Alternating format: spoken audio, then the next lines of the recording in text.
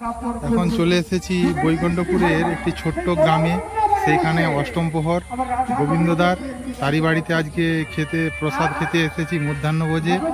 আপনারা ভিডিওটি দেখবেন, আর ভালো লাগলে অবশ্যই একটি লাইক করবেন। ভালো থাকবেন, নমস্কার।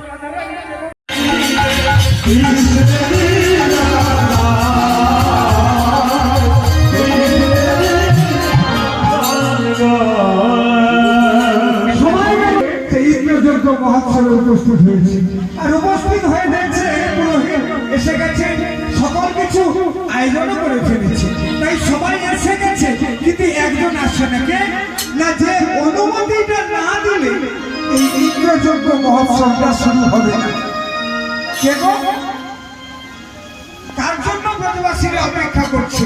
বলছে যে অনুমতিটা দিলে তবে এই পুজোটা শুরু হবে, সে হলো আমার নন্দরাজা।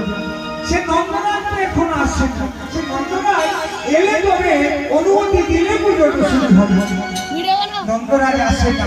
এরা বৈকুণ্ঠপুর গ্রামের গোবিন্দ মাঝির বাড়িতে এসেছি। আর গোবিন্দ আমার খুবই স্নেহপরায়ণ, আমার নিজের ভাইয়েরই মতো।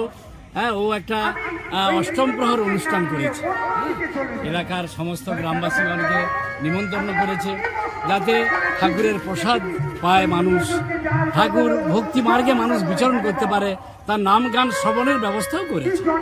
তো যাই হোক, এই মুহূর্তে আমরা তারই বাড়িতে আছি, রাস্তা দিয়ে চলছি।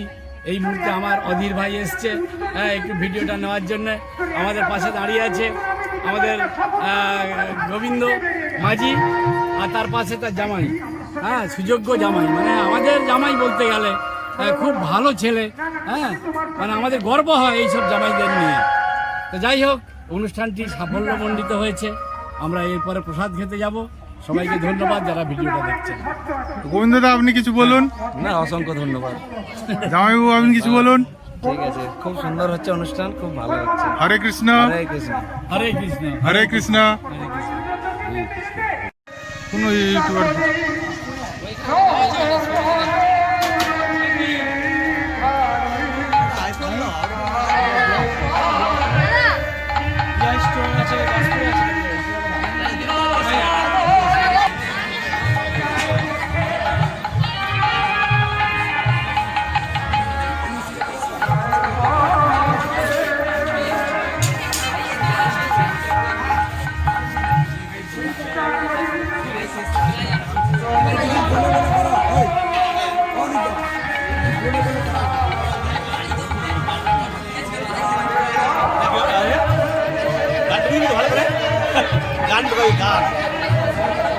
বলো কিছু, দাদা বলুন।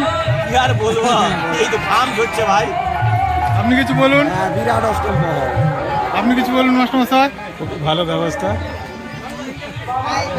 খুব সুন্দর ব্যবস্থা।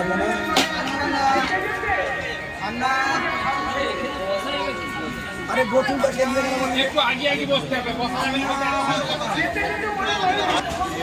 তুমি ভিডিও বানাতে নিয়ে গেলাম।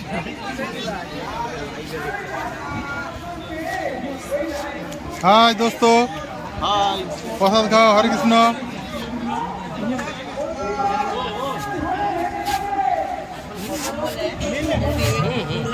করে দিচ্ছি। আমার জায়গায় চলে যায়।